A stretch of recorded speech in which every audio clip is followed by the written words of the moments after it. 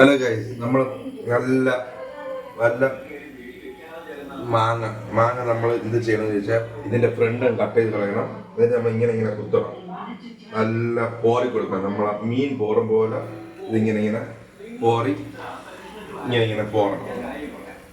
Okay, നല്ല പോറിയിട്ട് കുറച്ച് കാന്താരി മുളക്, ഇത് കാന്താരി മുളക് ഉപ്പിലിട്ടതാണ്, അത് ഇങ്ങനെ എടുക്കുക. കുറച്ചിങ്ങനെ കട്ട് ചെയ്യുക. കട്ട് ചെയ്ത് വേണമെങ്കിൽ പറയണ ഇങ്ങനെ തിന്നാം, ചെവിയിലിട്ട് വയ്ക്കാം. കട്ട് ചെയ്ത് തിന്നിട്ട് പിന്നെ നമുക്ക് ഇത്തിരി മുളക് പൊടി കാണുന്നുണ്ടോ?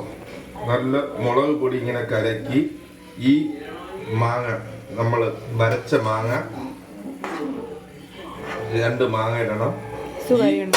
കാന്താരി മുളക് ഇടണം. എന്നിട്ട് നമ്മളൊരു ഉപ്പ് പിടിക്കാൻ വേണ്ടി ഒരു 3 സ്പൂൺ ഉപ്പ്, 3 സ്പൂൺ ഉപ്പ്, പിന്നെ ഒരു ശകലം വിനാഗിരിയും കൂടെ.